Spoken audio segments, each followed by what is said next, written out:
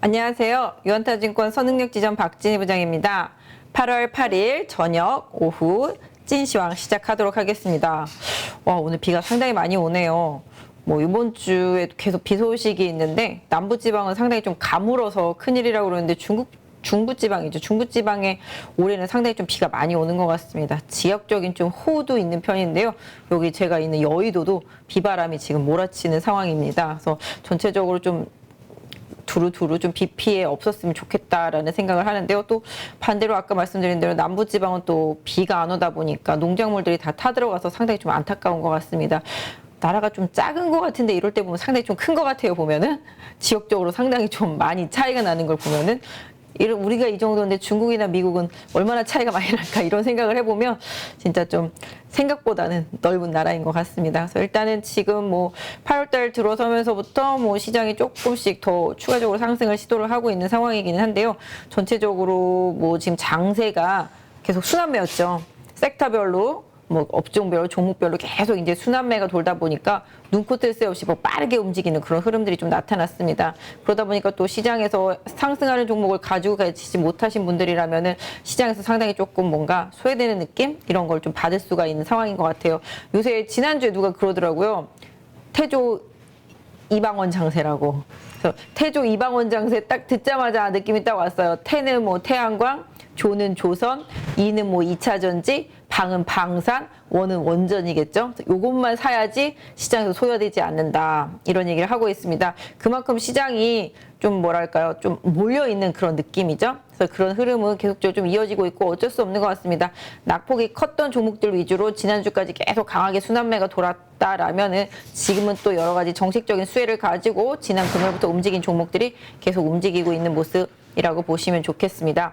특히 미국 시장 아시다시피 이제 정책적으로 이제 인플레를 좀 억누를 수 있는 지원 법안 이런 부분들이 있어요. 실질적으로 보면은 친환경이라든지 그린 에너지와 관련되어 있는 법안이라고 보시면 좋겠습니다. 다음 주죠. 다음 주 중으로 하원을 통과할 것으로 좀 예상이 되고 있고요. 그렇게 된다라면은 엄청난 규모의 금액이 이제 계속 투입이 되겠습니다. 그래서 그런 부분들이 미국의 여러 가지 인플레를 억제할 수 있는 그런 아까도 말씀드렸지만 마른 인플레를 억제할 수 있는 그런 법안이겠습니다만 실질적으로 인프라와 또 그린 에너지 이런 쪽에 좀 투자되는 법안이라고 보시면 좋겠습니다. 내용 보시면 아시겠습니다만은 태양광 쪽이라든지 풍력 쪽 이런 그린 에너지 쪽들 하고요. 그다음에 이제 전기차 보조금 주는 부분들 이런 부분들이 상당히 좀 많습니다. 또 그런 부분들 때문에 또 약가 인하랑 관련되어 있는 부분들도 또 일부 정도 있고요. 전체적으로 신재생 에너지 쪽에 좀 집중되어 있다라는 점이 특징이겠습니다. 특히 아시다시피 지난번에는 계속 이제 반도체 도와주는 부분 법안들 이런 거 나왔었잖아요. 배터리 같은 부분들 이런 부분들은 계속 이제 나오고 있는 상태인데요. 결과적으로 이제 바이든이 펼치고자 하는 정책과 연관되어 있는 그런 법안들이 이제 통과를 앞두고 있다라고 보시면 좋겠습니다. 그러다 보니까 오늘 보시면 전체적으로 에너지와 관련되어 있는 모든 섹터들이 다 많이 올랐다라고 보실 수가 있겠습니다. 지금 유럽은 에너지 상당히 부족한 상태죠. 러시아 우크라이나 사태 나고 난 다음부터는 계속 유럽은 상당히 좀 위기라고 보시면 좋겠습니다. 에너지 부족하기 때문에 계속 이제 LPG, LNG 계속 쌓고 있는 상태가 되겠고요. 중국의 의존도도 많이 올라가고 있는 것 같습니다. 우크라이나 사태 시작하고 나서부터 유럽은 중국에서의 수입액이 상당히 많이 늘어나고 있습니다. 중국 같은 경우도 유럽 쪽으로의 수출이 상당히 많이 늘어나고 있습니다. 결과적으로 중국이 좀 수혜를 보지 않았나라고 생각이 되고 있는 상태인데요.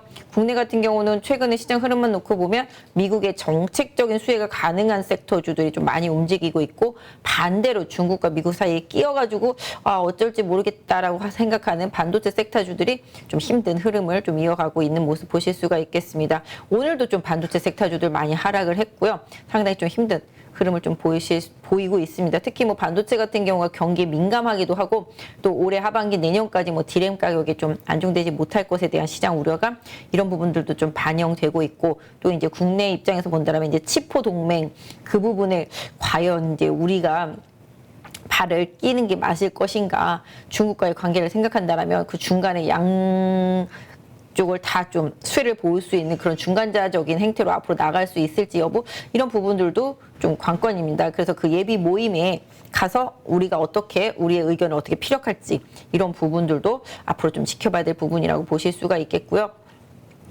가장 주말에 나왔던 뭐 고용지표 같은 경우가 시장을 확 갈라놨다라고 보시면 좋겠습니다. 고용지표라는 게 생각보다 상당히 잘 나왔습니다. 특히 이제 실업률 같은 경우가 상당히 좀 잘 나왔죠. 높게 나온 게 아니라 3.5%, 거의 3%대면 완전 고용 상태라고 보시면 좋겠는데요. 일단 코로나 때 좀 많이 잃어버렸던 일자리들이 다시 또 원위치를 찾아오고 있다라고 해서 시장에서는 좀 보는 거고요. 비농업 고용 쪽에서도 서프라이즈, 뭐 이거는 뭐 웬만큼 서프라이즈가 아니라 예상치보다 25만 개 이상 일자리가 좀 늘어나는 그런 모습을 보이면서 미국은 일단은 고용 쪽, 그다음에 일자리 이런 쪽에서 놓고 본다라면은 상당히 좀 서프라이즈하다. 그러다 보니 지금 경기가 침체로 가네 막 이래가지고서 금리 인상 스탠스가 조금 완화될 수도 있겠네라는 기대감에 시장에서 성장주들, 기술주들이 많이 올라왔다가 고용 지표를 보고 나니까 침체라고 그랬는데 일자리가 안정되어 있네. 그러면은 일자리가 안정되어 있으면 소비가 계속 유지될 수 있겠네. 그렇게 본다라면은 연준이 다시 한 번 더 자이언트 스텝을 갈 수도 있지 않겠나라는 시장 우려가 이런 부분들이 조금 반영이 되고 있다라고 보시면 맞겠습니다. 그래서 실질적으로 다음 주 이제 수요일 밤에 CPI 발표되고 그 CPI 결과를 놓고 봤을 때 연준이 그 다음날 어떤 결정, 연준이 아니라 시장이 어떤 결정을 하는지가 상당히 좀 중요하겠습니다. 실질적으로 CPI 같은 경우가 꺾여서 나올 거라고 모두가 예상을 하고 있잖아요. 그렇게 되면 일단 인플레가 꺾였다. 일단 물가가 이제 어느 정도 낮아졌다. 다만 낮아졌지만 그래도 고분위 수준에 있다라고 시장이 보면서 계속 금리 인상 압박을 가야 될 거라고 시장이 예상을 할지, 아니면은 물가가 이 정도 꺾였으니 조금 스텝을 조금 좁게 보폭을 가져가 볼까라는 생각을 하게 될지. 뭐 물론 지금 고용지표 나온 걸로 봤을 때는 소비라든지 그 다음에 뭐 임금 상승, 뭐 이런 임금 부분. 그러니까 미국은 아시다시피 이제 GDP의 대부분이 다 소비랑 연결되어 있거든요. 그러다 보니까 그럼 경기 침체가 아니라 고용이 안정되어 있으니 소비도 계속 잘 유지될 수 있지 않을까라는 기대감에 한 번 더 이참에 세게 올려볼까? 이런 생각을 또 연준이 할 수도 있지 않습니까? 그러다 보니까 시장이 계속 머리를 쓰고 있는 것 같아요. 연준이 어떤 답을 내놓을지는 지금 고용 지표와 또 이제 이번 주에 발표된 CPI랑 충돌이죠. 반대죠. 그죠? 물가가 꺾이니까 압박을 안 해도 될 거라는 생각.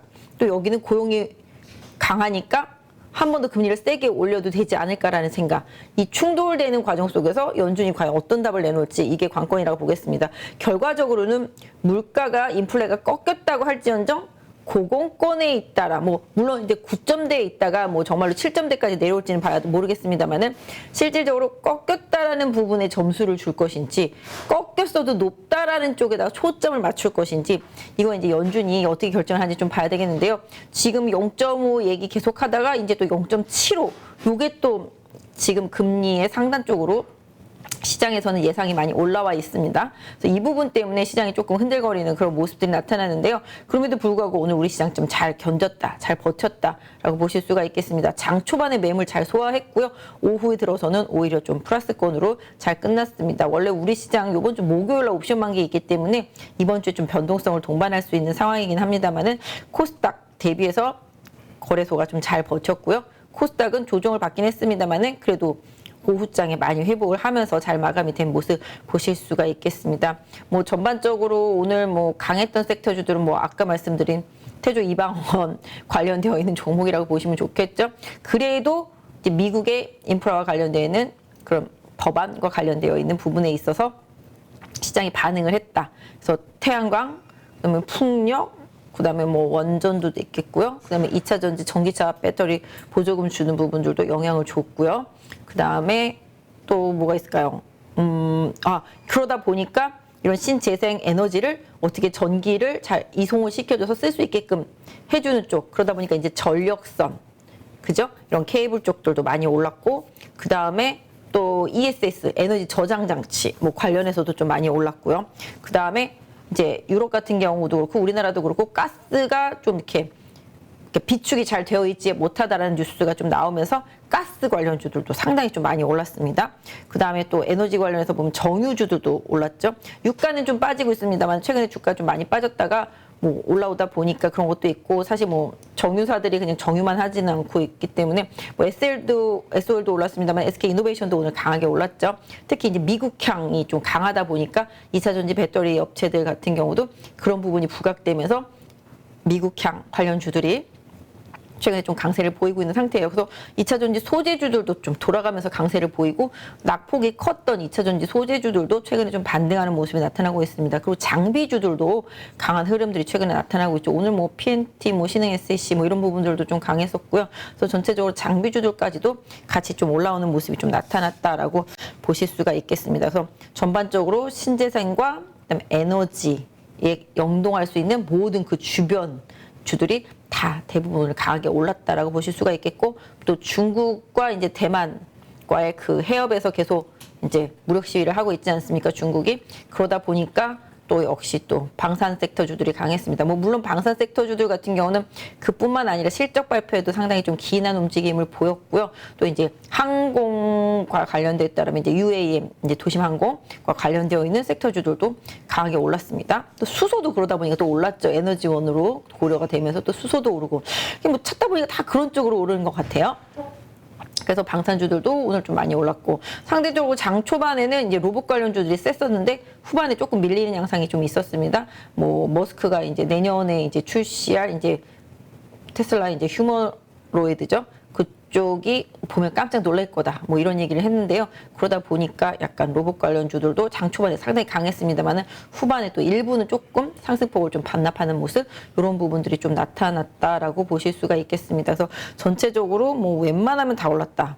특히 이제 조선과 그다음에 기자재, 근데 풍력 관련주들, 태양광과 관련주들, 그다음에 에너지 저장, 에너지 이송과 관련되어 있는 종목들이 상당히 좀 강하게 올랐고요. 개별주도 상당히 좀 많이 빠져 있었고 시장에서 좀 소외받았던 종목들이 최근에 강하게 좀 올라오고 있는 현상은 어쩔 수 없는 것 같습니다. 또 제약바이오 같은 경우는 뭐 호재성 뉴스가 나오면서 오히려 좀 차익 실현하는 모양들이 좀 나타나긴 했습니다만은 오늘 좀 상승폭 제한되고 뭐 약간 밀리는 모습이었습니다만은 지난주에 워낙 많이 올랐었기 때문에 좀 약간 숨고르기 흐름, 이런 부분들이 나왔다라고 보실 수가 있겠고, 상대적으로 성장주 섹터 내에서 게임이 견조했습니다. 네, 게임이 견조했어요. 그래서 뭐 상대적으로 안 빠졌어요. 덜 빠졌어요. 금요일날 게임주들 엄청 올랐잖아요. 그럼에도 불구하고 오늘 위메이드는 조금 조정을 받았습니다만은 대부분의 다른 게임주들은 잘 견뎌줬다라고 보실 수가 있겠고, 뭐 NFT나 뭐 암호화폐, 코인 이런 관련주들도 좀 잘 버틴 모습. 그다음에 상대적으로 오늘 네이버는 좀 조정을 받았죠. 실적이 뭐 예상치 수준, 뭐 살짝 못 미치는 수준, 뭐 이런 정도 나오면서 조정이 좀 들어간 모습. 반대로 카카오는 뭐 3분기, 4분기 이런 쪽으로 좀 비전 이런 부분들이 좀 잘 제시가 되면서 콩콜에서 잘 제시가 되면서 좀 잘 버틴 모습 보실 수가 있겠고요. 그다음에 뭐 지난주 금요일날 아시다시피 뭐 관련주들 좀 많이 실적 발표하면서 올리긴 했습니다만은 오늘은 또 상대적으로 좀 쉬어가는 종목들도 많았다. 그리고 자동차가 좀 며칠 쉬다가 다시 좀 반등하는 모습. 역시 이것도 배터리 보조금 전기차와 관련되어 있는 이슈라고 보시면 좋겠습니다.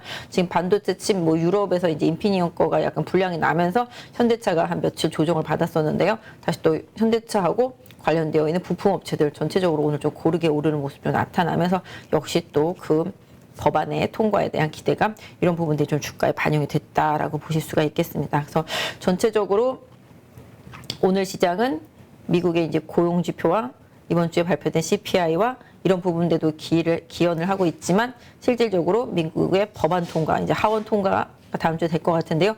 요 기대감이 좀 초강력으로 반영이 됐고, 지금의 에너지 부족한 부분들이 이제 역시 겨울이 다가옴에 따라서 좀 연동을 하면서 이런 부분들과 좀 연결돼서 좀 올랐다. 아, 오늘 좀 곡물 가격 빠진다는 뉴스를 제가 아침에 장전에 보면서 아, 오늘 음식료 섹터주들 많이 오르겠다 싶었었는데요. 곡물 가격이 계속 빠지기 시작하면서 원가 부담이 줄어들다 보니까 오늘 농심, 그다음에 최근에 삼양도 계속 많이 오르죠. 삼양식품 같은 경우도. 그다음에 대상도 오늘 좀 많이 올랐고요. 아주 무거웠던 제일제당도 좀 올라오는 모습 나타났습니다. 그래서 실질적으로 고물가 하락은 원가 부담 줄어들면서 일단 그 회사들이 뭐 2분기 이후에 3, 4분기에 실적이 조금씩 개선될 수 있는 여지가 나타나면서 이쪽 섹터주들도 올랐다. 결과적으로 보면은 다 두루두루 고르게 뉴스 이슈에 맞춰서 순환매가 돌고 있는 것 같아요. 쭉 1번부터 10번까지 나래비 세워놓고 그냥 돌아가면서 계속 순차적으로 올리고 있는 것 같습니다. 결과적으로는 계속 제가 뭐 다른 방송을 통해서도 말씀드리지만 안 오른 거 사세요. 덜 오른 거 사세요. 가다가 잠깐 쉰 거 사세요. 주도주 안에 있는 후발주 사세요. 항상 말씀을 드리거든요. 지금 계속 그런 게 먹히고 있다라는 거죠. 뭐 물론 종목별로 좀 악재가 있는 것들도 있죠. 뭐 지난주 후성 같은 경우는 이제 자회사 상장 시도한다 그러면서 괜히 뭐 소뚜껑 보고 놀란 가슴처럼 뭐 물적 분할 이미 옛날에 해놓은 건데도 뭐 물적 분할처럼 받아들이면서 급락하는 케이스들도 좀 많이 있었고, 얼마 전에 뭐 DB하이텍도 그랬었고요. 그래서 시장이 싫어하는 악재성 이슈가 나오지 않는 이상에서 종목들은 견조한 흐름을 계속 보이고 있고 낙폭과대에서 벗어나고 있다. 최근에 보시면 에코프로비엠도 이제 뭐 매각과 관련되어 있는 우려감 속에서 좀 조정을 받고 상대적으로 에코프로 지주회사는 급등하는 모습이 나타나고 있습니다. 펫배터리 쪽도 흐름이 괜찮습니다. 이런 부분들이 좀 부각되면서 상대적인 움직임이 좀 나타나고 있다라고 보실 수가 있겠습니다. 그래서 전체적으로 놓고 본다라면은 일단 요번 CPI 나오고 시장이 좀 반응을 봐야 되겠습니다만은 성장주 기술주 약세냐 아니면 낙폭과대 경기 민감주냐, 그 다음에 이런 미국의 정책 이슈에 연동할 수 있고 그걸로 인해서 수혜를 볼 수 있느냐, 이런 부분들이 단기적으로 주가가 많이 빠지다 보니까 관련주들한테 영향을 주고 있다라고 보시면 좋겠습니다. 반도체는 아까 말씀드렸던 대로 경기에 대한 우려감 반영을 하고 있죠. 그다음에 지금 놓고 보면 아까 말씀드린 대로 그 치포 동맹과 관련되어 있는 부분들, 그러니까 중국에 대한 압박을 계속 이제 미국이 하고 있는 부분인데요. 그 부분이 제대로 먹힐지는 봐야 되겠는데 우리 입장에서는 사실은 뭐 양다리를 걸치면 가장 좋겠다라고 말씀드릴 수 있을 것 같아요. 그래서 그런 흐름으로 우리가 원하는 대로 주도적인 그런 흐름이 뭐 인정해 줄지 미국도 그렇고 중국에서도 그렇고 그런 부분들은 좀 앞으로 좀 지켜봐야 될 부분인데요. 실질적으로 디램 가격도 좀 약하고 경기에 대한 우려감, 그다음에 이제 뭐 반도체 재고 부분들, 그다음에 오늘 IT 섹터 많이 약했는데 IT도 지금 계속 재고가 쌓이는 부분들, 예전에 벌써 뭐 지난달부터도 계속 오더컷 계속 얘기 나오면서 IT 약했었는데요. 그런 부분들 이어진 데다가 오늘 또 애플이 또 중국과의 문제가 살짝 불거지다 보니까 아이폰 14 출시가 조금 제때 될까라는 우려감 때문에 관련되어 있는 부품업체들 약했고요. LG이노텍도 그래서 장 초반에 많이 빠졌습니다. 생각보다 수율이 잘 안 나오고 있어서 LG이노텍이 그 부분에 대한 부담 때문에 좀 빠졌었는데 나중에 낙폭을 많이 줄이긴 했고요. 삼성전기도 애플과의 계약을 했냐 안 했냐 아직은 뭐 말할 수 없다. 또 추후에 또 얘기해 주마 뭐 이런 식으로 얘기하면서 삼성전기도 많이 빠졌었습니다. 그 다음에 뭐 정부가 부동산 대책을 이제 발표를 하죠. 뭐 250만 호 뭐 플러스 알파인데 그거와 뭐 관련돼서 뭐 종목들이 좀 움직일까 기대해봤는데 아직까지는 좀 흐름은 없어요. 개인적으로는 건설을 산다면 지난번에 제가 뭐 저녁에 채팅방에서도 말씀드렸지만 차라리 좀 현대건설이 낫다. 후뚜루마뚜루 원전에도 묶이고 뭐 건설 쪽으로 보면 수혜도 볼 수 있으니까 뭐 그런 부분들을 한번 생각해 보시면 좋을 것 같은데 지금 보면 안 좋은 게 이제 철강 쪽들이 좀 계속 안 좋고요. 그다음에 뭐 반도체 이런 부분들이 좀 계속 안 좋고 시장에서는 화학주들이 아직 안 좋고 화학주도 경기에 민감합니다. 그러다 보니까 기존에 공급 과잉됐던 부분들이 어느 정도 소화가 돼야 되는데 지금 그런 부분들이 잘 안 되고 있다 보니까 화학주도 약하죠. 그래서 화학주 좀 안 좋고 지금 안 좋은 섹터주들이 좀 그다음에 리오프닝 섹터 좀 안 좋죠. 항공도 바닥은 좀 친 느낌이고 실적도 대한항공 서프로 해지했지만 또 이제 대만과 중국의 충돌 리스크 때문에 또 이제 항공주들 좀 빠지는 모습들이 나타났고 오늘은 뭐 롯데쇼핑이나 신세계가 좀 올라오면서 뭐 미국의 뭐 고용지표 관련된 부분들이라든지 뭐 여러 가지 이슈들에 있어서 조금 긍정적인 부분들이 좀 작용을 하면서 소비 섹터 안에서도 좀 반등이 좀 나타났던 것 같아요. 화장품들도 그냥 소소한 흐름, 뭐 실적 나와서 실적 잘 나왔으면 조금 올라주고 그냥 뭐 이런 상태입니다 지금. 그리고 오늘 엔터주들이 많이 강했죠. 엔터주들 같은 경우는 당연히 좀 실적에 대한 기대치가 분명히 있는 섹터고 뭐 계속 아시다시피 이제 신규로 이제 계속 앨범 활동들이 나오고 있고 뭐 소녀시대 컴백이라든지 기타 등등 아티스트들의 활동 공연 계속 늘어나다 보니까 엔터주들 다시 좀 부활하는 모습. 그 다음에 지금 영화가도 지금 난리잖아요. 그러다 보니까 오늘 쇼박스라든지 뭐 뉴라든지 뭐 이런 투자 배급사들도 좀 강세를 보였습니다. 지금 한산 개봉하고 그다음에 뭐 외계인 개봉했나? 예, 그것도 개봉한 것 같고 그다음에 기다리고 있는 게 이제 정우성이랑 이정재 나오는 영화죠. 그거 제목이 기억이 안 나네. 아무튼 그것도 이제 개봉을 한다고 그러고 그다음에 뭐 많이 기다리고 있습니다. 그래서 그러다 보니까 오늘 영화 관련되어 있는 뭐 이런 쪽들이 좀 강하게 올라오면서 역시 좀 강세를 보였다. 이것도 다 순환매 일종입니다. 그동안 컨텐츠 위주로만 좀 올라왔다라면은 이제는 투자 배급 쪽도 올라오고 오늘 그래서 컨텐츠리 중앙 같은 경우도 뭐 그 기대감이 좀 올라왔다라고 보실 수가 있겠습니다. 뭐 롯데시네마 생각하면 롯데쇼핑도 같은 맥락이라고 보시면 좋을 것 같고 CGV는 그런데 왜 못 갔냐? 그럼 CGV는 최근에 좀 이제 전환사채도 많이 발행을 하고 뭐 여러 가지 좀 뭐랄까요? 주가를 훼손시킬 수 있는 여러 가지 좀 물량 투입 이런 부분들이 좀 많았기 때문에 CGV의 움직임이 좀 많이 둔화되고 있는 상황인 것 같습니다만은 영화관의 관객 자체는 많이 늘었다. 코로나 이전 수준의 70% 이상까지도 회복을 했다라고 그러니까 이 부분과 관련해서 본다라면은 이제 투자 배급사들, 그 국내에 있는 업체들이 해외에서도 이제 좀 먹히는 시대가 됐다라는 거죠. 그래서 이런 부분들은 계속 긍정적일 수 있겠다라는 게 시장의 조금 평입니다. 그래서 이런 부분들은 좀 참고해서 보실 수가 있을 것 같아요. 그리고 뭐 섹터별로 지금 다 훑어드리기는 했는데 좀 약간 뭐 부진한 섹터도 좀 말씀드렸고, 그 다음에 좀 긍정적인 섹터도 좀 말씀드렸고, 순환매적인 측면에서도 좀 말씀드렸는데요.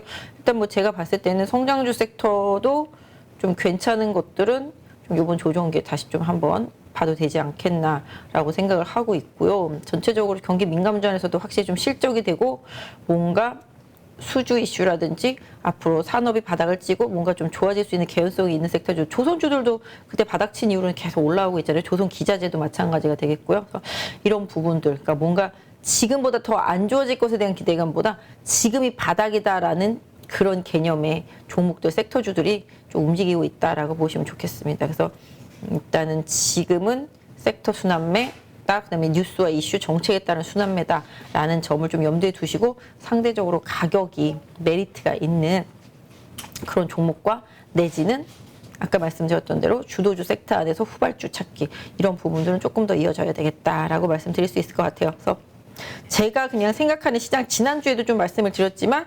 2,500대 올라서면 지금 2,493이죠. 제가 요새 눈이 너무 안 좋아져서 글씨가 두 개씩 보여가지고 너무 죄송해요. 2,493인데 2,500대 슈팅 넘어서고 만약에 뭐 CPI 나오고 시장에 슈팅을 했다 이번 달에, 개인적으로는 이번 달 슈팅에서 한 2,550, 네, 여기 전후로 해서는 좀 단기적으로 많이 올라온 종목들에 대해서는 약간 좀 비중 조절 내지는 좀 매도를 해놓고 다시 시장의 방향성을 보고 재매수를 하든지 하는 게 전략적으로 좀 맞지 않겠나 생각을 하고 있습니다.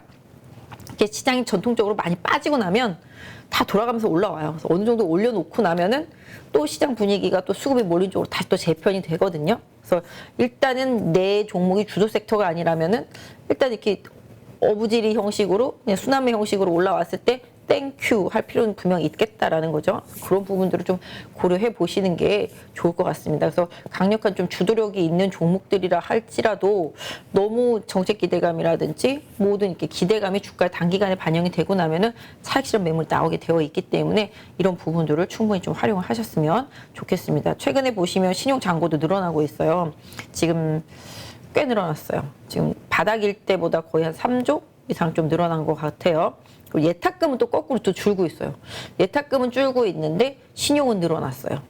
또 약간 리스키해지는 상황인 거죠. 실질적으로 보면은 최근에 부동산이 안 좋잖아요. 맨날 뭐 영끌한 사람들 이자가 뭐 150만 원 내다가 뭐 270만 원으로 늘어났다더라. 뭐 이런 기사 나오고 있고, 그 다음에 금리 계속 올라가고 있는 상태이니까 또 뭐 이번에 만약에 250만 원 이상 공급 얘기가 나왔잖아요. 그러면은 집을 살려는 사람들이 뒤로 미루겠죠. 이거 공급되는 거 나는 놓고 싶으니까 기존에 있는 집 비싸게 사고 싶지 않을 거잖아요. 그러다 보면 또 뒤로 이연되고, 그럼 팔고 싶은 사람은 아무도 안 사주니까 나중에 언젠가 또 투매를 하게 되겠죠. 그러다 보면 전세가 뭐 집가격이랑 역전되는 현상 나올 수 있다라는 그런 논리죠. 집값 하락에 대한 논리를 이제 말하시는 분들은 그런 것 때문에 이제 부동산이 안 좋다 보니까 이사를 많이 안 가네. 그러면 가전 수요가 줄겠네. 그리고 또 이쪽에 피해를 보고 다 그런 쪽들입니다. 그다음에 뭐 원가 부담이 올라가니까 분양가가 높겠네. 뭐 이런 부분들인 거죠. 그래서 실질적으로 그래서 건설사가 안 좋겠네. 뭐 이런 식인 거죠. 그래서 그러다 보니까 뭐 시장이 계속적으로 뭔가 좀 하락에 대한 침체에 대한 이런 이슈 이런 걸 반영을 하면서 뭐랄까 정책이라든지 섹터 이런 부분에 좀 되게 강하게 최근에 뉴스에 좀 반응을 많이 하는 것 같아요. 그래서 일단은 침체냐 안 침체냐 이런 부분들을 따지기 이전에 지금 시장은 돈이 주식시장보다는 조금 더 안전자산 쪽으로 향하고 있다. 특히 달러 같은 경우도 계속 강세다. 달러가 계속 강세를 보이다 보니까 그 외의 나라들은 다 피해다. 뭐 수입을 하더라도 피해를 보는 거죠. 뭐 물론 수출을 하는 입장에서 미국으로 수출하게 되면 조금 소득은 있겠습니다만은 뭔가 원재료를 사다가 가공을 해서 팔아야 되는 입장에서 보면 원자재 가격도 많이 올랐었거든요. 지금은 조금씩 하향 안정이 되고 있다라고 한다라면은 그 부분은 좀 다행이겠습니다만은 기본적으로 유럽을 비롯해서 각 국가들이 다 힘든 구간이다. 그래서 달러 강세가 계속 유지되는 한에 있어서는 미국만 좋고 나머지 나라들은 좀 힘든 상황이 이어질 수 있겠다라는 점입니다. 그래서 이런 부분들을 조금 잘 고려해서 보셔야 될 것 같은데요. 최근에 저도 이제 증권에서 있다 보니까 주식만 하지는 않잖아요. 뭐 채권도 팔게 되고요. 여러 가지 이제 신탁 상품들도 팔게 되는데 요새 보면은 PF 같은 경우 이제 건설 쪽이죠. 이제 뭔가 사업을 이제 시행하는 업체들이 이제 시공을 하고 뭐 분양을 하는 그런 과정 속에서 중간에 뭐 브릿지로라든지 돈을 이제 땡겨올 때 이제 금융권에서 강하게 못 땡기다 보니까 이제 증권사를 통해서 이제 PF 이런 걸 만들어 가지고서 이제 자금을 유입시키는데 보통 금리가 뭐 증권회사에 뭐 띄워주고 뭐 이거 좀 보수 띄워주고 뭐 운용 보수 띄워주고 이렇게 해도 개인 투자자들한테 돌아가는 금리가 연 한 6%대 정도 나오더라고요. 그럼 실질 금리는 한 8, 9%대가 넘는 것 같아요. 그러니까 그런 식으로 자금 조달하는 데 있어서의 어려움이 커지게 된다라는 거죠. 그리고 저도 최근에 채권을 이제 팔다 보면은 이제 우량 채권을 보통 이제 저희가 이제 적정 투자 등급은 이제 트리플 B 플러스 이상이지만 그래도 좀 안정성을 감안해서 뭐 A3, A2, A1 이렇게 있는데 보통 A1, A2까지 해도 지금 4%대가 나오고 있단 말이에요. 4%대 중반까지 나오고 있단 말이에요. 그래서 돈들이 불안한 주식시장보다 경기도 안 좋다는데 나는 안전한 채권 쪽으로 갈 거야. 이런 수요들이 상당히 많이 늘었어요. 진짜 거짓말이 아니라 저희도 채권 상품이 올라오면은 거의 뭐 50억, 뭐 몇백억씩 올라와도 한두 시간 안에 다 소진이 돼버려요. 그만큼 니즈가 많다라는 거죠. 그래서 뭐 강남에 있는 부자들만 뭐 비단 부자는 아니겠습니다만은 시장 투자자들이, 시장 참여자들이 다 달러라는 안전자산, 또 채권이라는 안전자산 이런 쪽에 자꾸 투자를 하려고 하다 보니 시장의 돈은 자꾸 메마르고 메마른 상태 속에서 종목들이 뭔가 수익을 내려고 하는 힘들이 있다 보니 어느 한쪽 방향보다는 주도주 몇 개는 분명히 있겠습니다만은 계속 뺑뺑이를 돌고 있다는 거죠. 싼 데 들어가서 먹고 튀고 먹고 튀고 먹고 튀고 이런 식으로 계속 섹터 로테이션이 일어나고 있다라는 점, 이런 부분들을 충분히 고려해서 시장의 자금이 안정적으로 바탕이 될 때까지는 이런 시장의 흐름이다라는 걸 좀 이해하시면서 종목과 섹터 대응을 하신다라면 조금 도움이 되겠다. 그러니까 더 대형주는 힘들다. 그죠? 그리고 아까 말씀드렸던 대로 실질적으로 악재가 있는 악재 같은 악재라고 볼 수 있는 이런 부분들이 있는 섹터는 최대한 피하려고 하는 거죠. 뭐 철강도 그렇고요. 아까 말씀드린 반도체도 그렇고요. 화학도 그렇고요. 뭐 이런 쪽들은 다들 시장에서 좀 피하고 싶은 거고, 상대적으로 견조한 실적과 시장의 주도력을 가지고 있는 아까 뭐 태조, 이방원 같은 뭐 그런 섹터주들한테는 확실히 실적도 되고 시장의 기관 투자자들의 니즈도 있고 여러 가지 정세에도 그 영향을 받고 있기 때문에 그쪽에 대한 투자를 계속 시장에서는 하고 있다. 그 안에 들어가야 그나마 콩고물이라도 개인 투자자분들은 먹는다. 이런 생각인 거죠. 좀 기분이 그러네요. 콩고물을 먹는다 그러니까 뭔가 좀 비참한 것 같긴 한데 내가 주도 세력이 되지는 못하니까 어쩔 수 없이 기관과 외국인의 수급의 눈치를 보면서 그 안에서 뭔가 잘 조율을 해서 시장 투자를 해야지만 지금의 시장을 잘 이겨낼 수 있을 거라고 보고 있습니다. 그래서 아무튼 제가 생각할 때는 뭐 이번 주가 됐던 아니면 연준의 금리 인상하는 그 시점이 됐든 간에 8월 달 안에 한번 단기 피크는 조금 나오지 않을까 이런 생각을 갖고서 보고 있기 때문에 뭐 여러분들도 좀 그런 부분들을 항상 좀 염두에 두고 종목별로 기술적인 좀 이격이 많이 벌어지거나 이런 종목들 같은 경우는 좀 잘 조절을 해서 다시 또 뭐 이격 조정 받았을 때 재미있어하는 전략 이런 부분들을 쓰기 위한 대응을 조금 이번 달에는 좀 해보셨으면 좋겠습니다. 그래서 일단은 지금은 전체적으로 뭐 아까 말씀드린 대로 인플레 방지법과 관련되어 있는 섹터 전반을 좀 훑어드렸고 시장에 좀 이슈가 되고 있는 정책과 뭐 대외 정세 뭐 이런 부분에 대해서도 말씀드렸고 뭐 미국의 고용이나 CPI와 관련되어 있는 이런 부분들도 좀 말씀을 드렸습니다. 그래서 전반적으로 뭐 시장은 이러하다라는 걸 말씀을 드렸으니까 좀 참고하시고 대응을 좀 하셨으면 좋겠고요. 일단 좀 종목들을 좀 볼게요. 뭐 일단 뭐 보유하고 계신 분들도 있고 뭐 매수하고 싶은 분들도 있겠지만 제가 오늘 말씀드리는 거는 매수의 관점의 종목은 아니고 시장에서 최근에 좀 이슈가 되고 있는 종목들 이런 종목들을 혹여 가지고 계신 분들을 위해서 뭔가 좀 대응할 수 있는 팁을 드리고자 하는 부분이니까 좀 참고를 해주셨으면 좋겠습니다. 네, 코스피는 아까 말씀드린 대로죠. 지금 하향하고 있는 60일선을 넘어섰습니다. 차트 보시면 네, 차트 보시면 하향하고 있는 60일선을 넘어섰습니다. 다만 이제 하향하고 있는 부분이 플랫하게 되려면은 한번 위로 세게 올랐다가 그 다음에 지지가 될 때는 터닝이 되어 있으면 좀 지지력을 갖고 시장이 좀 돌아설 수 있겠죠. 제가 이제 2550이라고 말하는 부분은 요 구간이 되겠습니다. 요 음봉 갭으로 크게 떨어진 부분이죠. 정말 운 좋아서 여기 갭 메꾸는 반등이 나온다라면은 그게 2550에서 2600 사이기 때문에 한꺼번에 다 메꾸지 않는다라면 제가 봤을 때는 이 갭 안으로 들어가면 매물이 좀 나올 거라고 생각하고 있기 때문에 아까 말씀드린 대로 8월달 중에 그런 흐름이 나온다, 슈팅성 흐름이 나온다라면은 비중을 좀 전반적으로 좀 줄여놓고 다시 보자라고 말씀을 좀 드리는 거고요. 이 부분 좀 참고해 보시면 좋겠고, 하방은 지난주에 수요일날 그려드린 것 같아요.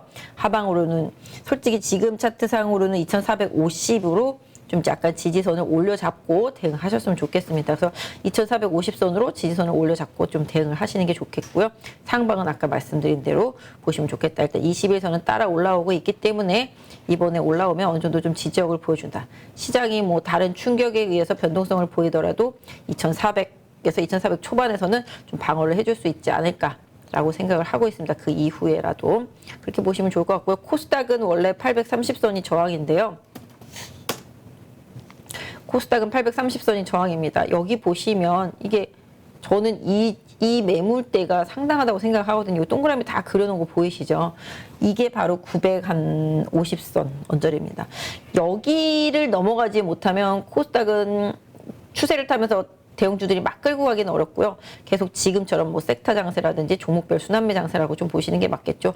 뭐 950 가는 거는 지금으로서는 뭔가 공격적인 시장의 자금 투입이라든지 흐름이 나오기 전에 좀 어렵다. 최근에 바이오주 강한 것도 아시다시피 정부에서 5천억짜리 이제 펀드로서 뭐 바이오 관련 산업을 돕겠다 이런 얘기 나오면서 저가에서 쇼커버링이 들어오면서 바이오 주식들이 쫙 올라온 거거든요.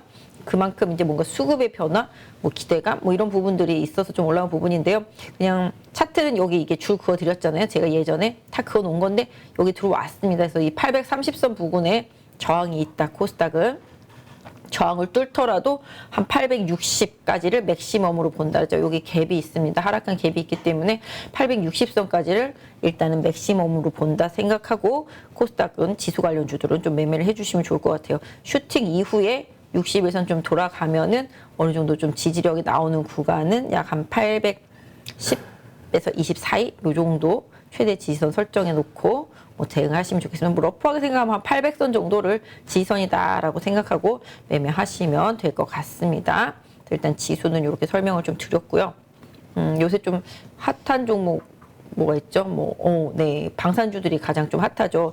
요새 보니까 주변에서도 이제 방산주 많이 매매하시더라고요. 뭐 LIG 넥스원. 뭐 지금 보시면 뭐 우리나라도 뭐 이제 인공위성을 쏘고 있는 상태고, 그다음에 지금은 아시다시피 뭐 이제 항공, 도심항공 관련되어 있는 종목들도 좀 많이 올라가고 있고, 방사는 뭐 특히 이제 뭐 중국과 대만의 또 대치 상태가 이어지다 보니까 방산주들 다시 또 강하게 움직임이 있습니다. 추세적으로 뭐 실적이라든지 대외 정세에 좀 기대치가 좀 커지면서 많이 올라간 종목인데요. LIG 넥스원 같은 경우도 그냥 차트로만 좀 분석을 해드린다라면은 사실 뭐 여기가 좀 저항돼 있지 않았습니까? 지난번에 급락하기 전에, 그죠? 6월 달부터 급락을 했습니다만은 뭐 이 구간에서 지지가 잘 된 상태로 지금 올라왔습니다. 사실 여기 보시면 이렇게 좀 고점권의 또 느낌이 있었던 거를 지지를 하고 뚫고서 올라갔었기 때문에 지난번에 내려왔을 때도 여기서 지지가 잘 됐거든요. 뭐 궁극적으로 여기서 생각하면은 65,000원 부근에서 지금 순식간에 95,000원까지 올라온 거예요. 7월 달. 상당히 많이 올랐죠. 거의 한 50% 올랐네요. 넥스원 같은 경우. 고점까지 뚫어내면서 지금 슈팅이 가고 있는 상태라고 본다라면은 가히 뭐 LIG 넥스원이나 하나 에어로스페이스나 뭐 한국항공우주나 뭐 이런 방산유들은 지금 시장에서는 좀 주도주 역할을 하고 있다라고 보실 수가 있겠습니다.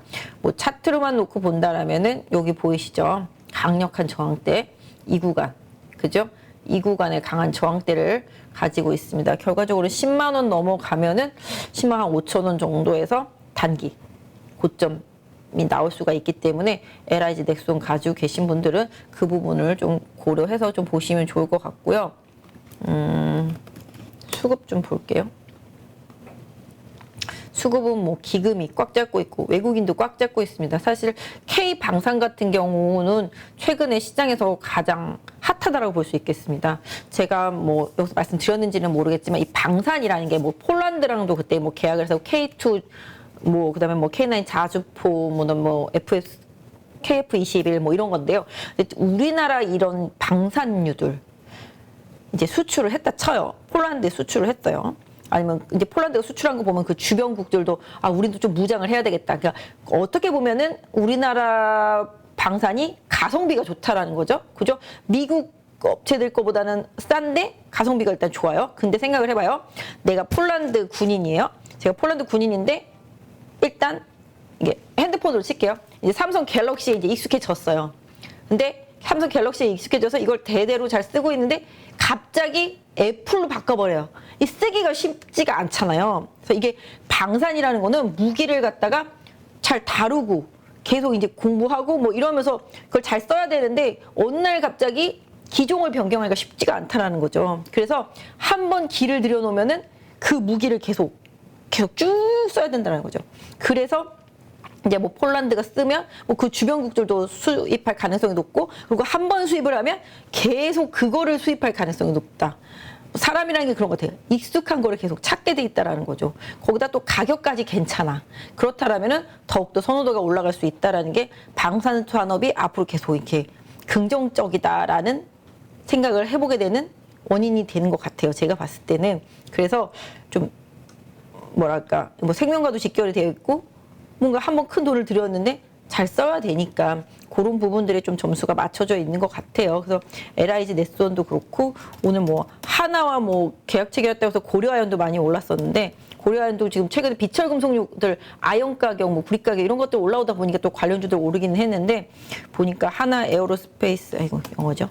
제 방산주들 다 한 번씩 봐드릴게요. 보유하신 분들. 네, 하나 에어로스페이스도 지금 고점을 넘어섰잖아요. 뭐 이 회사 같은 경우는 뭐 지금 이게 더 봐야 되나요? 잠깐만요. 네, 제가 네 3,000개까지 보면은 네 지금 올라왔죠. 이 주가 보시면 하나 에어로스페이스는 솔직히 딱 느낌 살짝 아 직전 고점까지 갔구나. 차트로는 좀 그런 느낌이 있습니다. 그래서 여기 이 부분 그죠? 이 부분하고 이제 이 부분 그죠? 고점 느낌이 있습니다. 그래서 이 고점 직전 고점에 저항대가 있습니다만 뭐 물론 추가로 슈팅하면은 뭐 여기까지도 볼 수 있겠죠. 단기적으로 봤을 때 그죠? 여기 아이고 제가 선을 잠깐 네. 이 부분까지도 볼 수 있겠는데 하지만 직전에 좀 최대 저항대까지 일단 올라왔다. 하나 에어로스페이스는 그 부분 조금 참고해 보실 수가 있겠고요. 추가는 아까 뭐 말씀드린 대로 한 8만 원 전후가 고점이 될 수 있을 것 같아요. 추가 상승하게 되면 다만 여기 7만 원 전후에서가 직전 고점대이기 때문에 약간 매물이 있다. 다만 좀 매물이라고 하기엔 너무 오래됐네요. 2017년도니까 또 이쪽으로 넘어가면 2013년도니까 하지만 이 역사적인 저항대들은 꼭 걸리더라고요. 보니까 그 부분은 조금 살짝 염두에 두시면서 어떻게 뚫어내는지 좀 보세요. 뭐 연기금 같은 경우는 최근에 좀 매수세가 강한 편은 아니라고 보실 수가 있겠고 사모펀드하고 이제 투신권에서 막 미친 듯이 쏘는 바람에 이렇게 많이 올라왔습니다. 상대적으로 외국인들은 사놓고 지금 팔고 있는 상태 이 부분 참고해 보실 수가 있겠습니다. 수급으로는 그래서 기술적으로는 단기 저항권에 임박했다 왔다라고 보실 수가 있겠고 뚫어내면은 8만 원 전후로가 상당히 좀 피크 느낌의 가격대라고 좀 보실 수가 있겠습니다. 주식이라는 게 뭐 저항대라는 게 뚫으라고 있는 거라고는 하지만 그래도 매물 부담은 살짝 네 그래서 일단 그 저항을 잘 뚫어내는지 아니면 맞고 떨어졌을 때 조정폭을 좀 확인해 보실 필요가 있겠죠.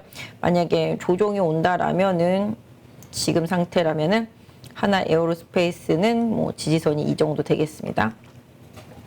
한 6만 원 부근, 네, 6만 원 부근이 지지선 역할을 해줄 거라고 보고 있습니다. 보유하신 분들은 참고하시고요. 뭐 신규 매수하실 분들도 그 가격대는 좀 참고하시면 좋을 것 같아요. 그 다음에 좀 요새 핫했던 게 뭐 조선주들은 뭐 예전에도 제가 바닥에서부터 말씀을 계속 드렸어요. 현대중공업이라든지 현대미포조선에 대한 선호도는 계속 말씀을 드렸었고 이 부분은 뭐 최근에 계속 강하게 올라오고 있는데 사실 뭐 조선주들도 어떤 면에서 보면 다 풍력이랑도 연결이 되어 있다라는 부분들, 조선 기자재들도 다 풍력이랑도 연결되어 있습니다. 조선 기자재 보면은 대체로 뭔가 이제 뭐 요새 움직이는 거 보면 이제 가스를 좀 운반해야 되니까 가스 이게 탱크 뭐 밸브 이런 쪽들도 움직였고 그다음에 또 약간 돌리는 터빈 돌리는 어떻게 프로펠러랑 관련되어 있는 부분 다 풍력이랑 다 관련이 있거든요. 그래서 이런 부분들이 좀 최근에 좀 많이 갔고요. 조선 같은 경우는 이제 수주 모멘텀이 생기면서 실적 바닥을 치고 조금씩 좋아질 거라는 그런 개선점이 최근에 좀 이슈가 되고 있으니까 이 부분 좀 챙겨보실 수가 있겠고 오늘 좀 풍력주가 좀 강했으니까 풍력주 위주로 종목들 좀 한번 볼게요. 미국의 뭐 풍력 설치 사실 태양광 더 많이 설치한다고 그러거든요. 그렇게 따지면 하나솔루션 같은 경우 흐름이 좀 괜찮아질 거라고 보고 있습니다. 뭐 이미 많이 괜찮아졌죠. 이거 한 개만 살짝 보고요. 이게 제가 예전에 이제 그어드린 추세인데 뚫었다고 말씀을 드렸잖아요. 하나솔루션 같은 경우도 그죠? 제가 이렇게 하락 추세선을 그어드렸었고 이 하락 추세선을 돌파하고 가고 있는 모습이죠. 매매 포인트를 잡을 때 어떻게 보냐면 기술적 분석이라는 게 어떤 면에서 보면은 단순한데 보세요. 이렇게 하락 추세죠. 하락 추세가 쭉 이어지고 있잖아요.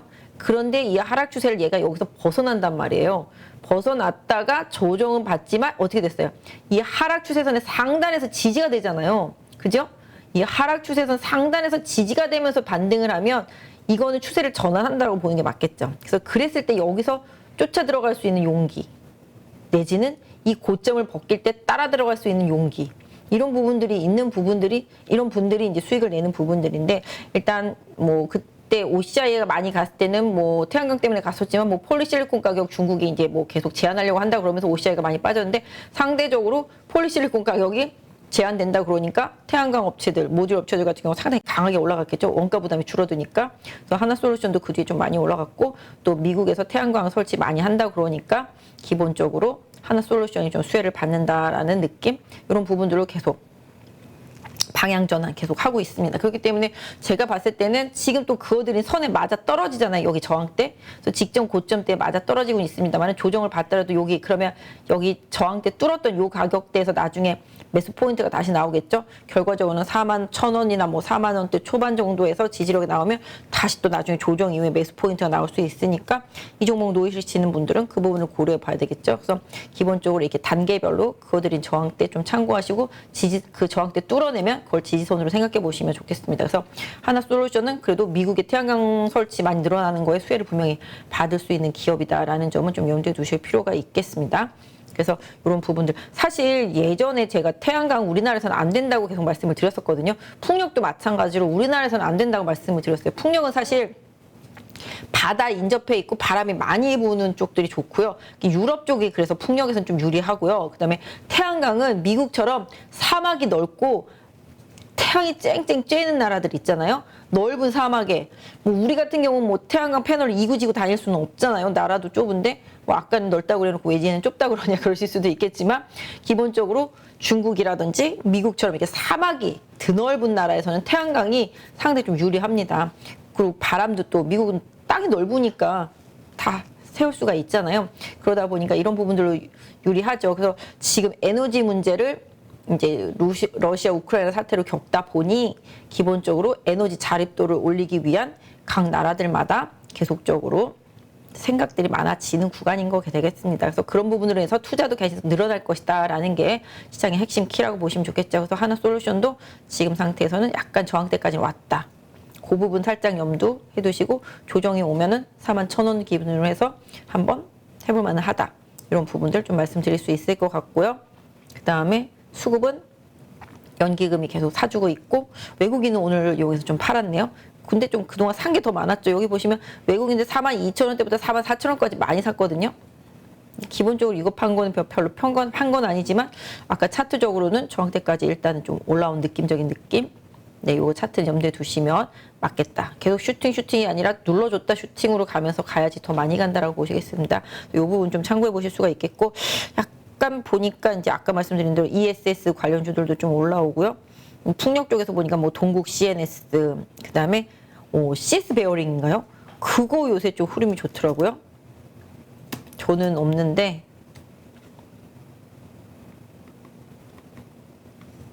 예, 이 종목이 지금 보시면 이렇게 추세를 전환해서 계속 가고 있는 모습 보실 수가 있을 것 같습니다. 이게 저점이 이제 꾸준히 올라가고 있잖아요. 이렇게 그죠? 계속 이렇게 올라가고 있습니다. 물론 여기 지난번 고점대에서 저항을 받긴 했는데 이렇게 치고 나가더라고요. 보니까 CS 베어링 같은 경우도 최근에 보시면 사모펀드하고 투신권이 꽤 샀어요. 그죠? 외국인이 뭐 하는 종목은 아닌데 중소형주다 보니까 결과적으로는 기관이 뭐 주도적으로 움직여서 좀 주가가 좀 올라가고 있는 것 같아요. 이거가 좀 최근에 좀 움직임이 있었고, 그다음에 세진중공, 네, 이것도 꽤 움직임이 많이 갔더라고요. 물론 아직까지 큰 그림에서는 세진중공업도 박스예요. 이 박스를 벗어나지는 못하고 있습니다만은 바닥에서는 꽤 올라왔더라고요. 보니까 이것도 좀 움직임이 있어서 관련 풍력이라든지 뭐 이런 에너지 이동 이런 거 관련돼서 최근 보시면 이제 외국인이 계속 사고 있죠. 기관도 연기금, 투신, 보험금 계속 사고 있습니다. 그래서 수급이 좀 있더라고요. 보니까. 그래서 이런 부분들은 뭐 차트로 매매하시는 분들, 보유하신 분들은 좀 참고해 보실 필요가 있겠죠. 그래서 이 박스를 돌파하는지 여부에 따라서, 왜냐하면 이게 장기 박스였기 때문에 이 박스를 돌파하면 상당히 또 더 갈 수가 있는 상태인데요. 뭐 물론 실적이라든지 이런 부분들 더 살펴봐야 되겠습니다만은 제가 지금 말씀드린 거는 여러 가지 말씀 안 드리고 그냥 차트로만 놓고 기술적으로 말씀드리는 부분이라는 거, 그 부분 좀 염두에 두시고요. 60에서 하락 기울기 강하다가 지금 터닝되고 있죠.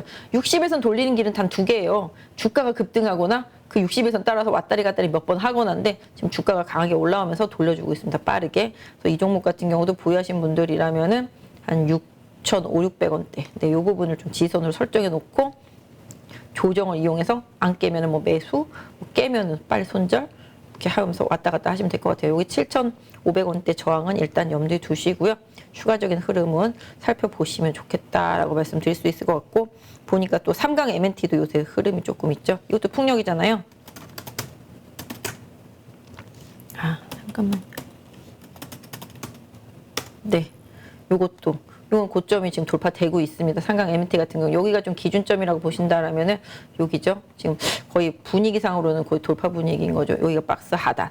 역시 비슷한 개념입니다만은 뭐 이게 조금 더 힘은 강해 보이네요. 우측으로 가면서 힘이 이런 부분들 보실 수가 있겠습니다. 수급은 연기금 수급보다는 외국인 수급으로 한강 M&T는 올라가고 있는 모습이 눈에 띄고 있다라고 보실 수가 있겠고, 그 다음에 요새 보면 오늘 또 스마트 팩토리 관련주들도 많이 좀 오른 것 같기는 해요. 전체적으로.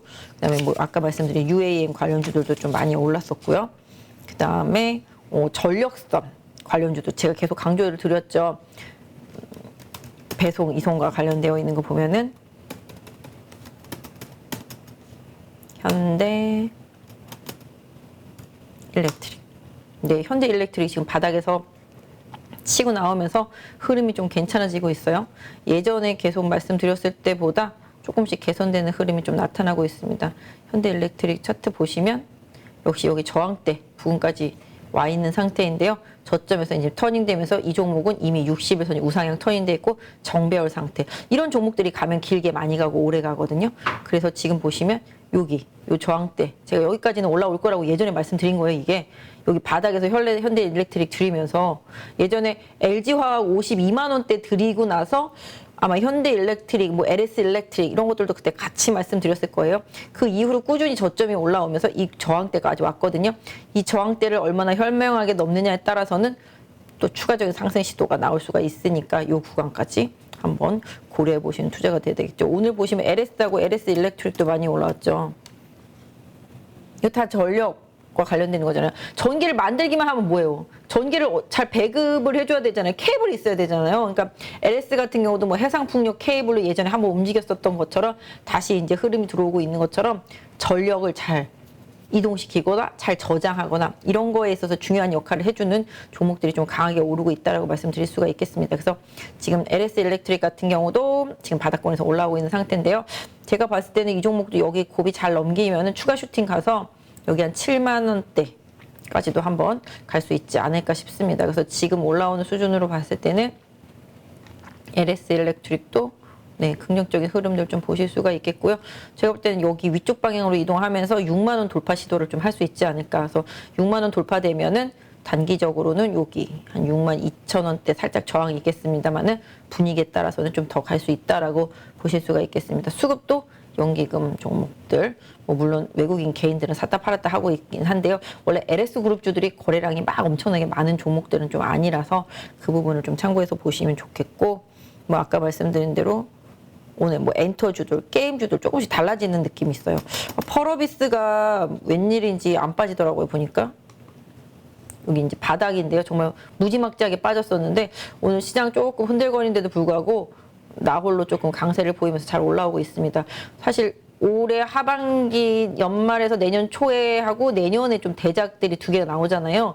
그거 고려하면은 일단 펄어비스는 서서히 조금 시장에서는 지금보다는 좀 더 좋아지겠지, 더 이상 나빠지겠지 않겠지라는 그런 생각을 할 수 있는 흐름을 좀 생각해 보실 수가 있겠습니다. 그래서 최근에 거래가 바닥에서 좀 실리고 있기 때문에 저가에서 좀 올라오는 흐름, 또 기본적으로 펄어비스 같은 경우도 약 한 6만 4천 원 부근, 여기 부근에 좀 저항은 있는데요. 요것만 뚫어내면은 그래도 좀 단기의 슈팅 가능성 내지는 서서히 하반기로 갈수록 회복하는 흐름 기대해 보실 수가 있지 않을까. 뭐 악재는 다 많이 반영이 된 것 같고, 최근에 보면은 뭐 코인, 암호화폐 관련주들도 좀 바닥에서 올라오는 느낌 이 살살 있고요. 그다음에 뭐 위메이드가 날랐었잖아요, 지난주에. 오늘은 살짝 조정받았습니다만은 코인, 뭐 암호화폐, 뭐 이런 쪽들, 그다음에 NFT 이런 쪽들도 이제 시장에서 조금씩 바닥은 치고 있는 모습. 물론 금리에 민감하기 때문에 이번에 금리를 얼마나 올릴지가 중요하긴 한데요. 금리를 빅스텝으로 올리고 나면 그 다음이 베이비 스텝이 될 가능성이 높기 때문에 오히려 그 다음이 좀 더 게임주나 그런 가상화폐나 이런 쪽들한테는 조금 유리해질 수 있습니다. 그래서 지금이 최악이라고 좀 보시면 조금씩 유리해진다. 외국인들이 계속 좀 쇼커버성 매수를 좀 해주는 느낌이고요.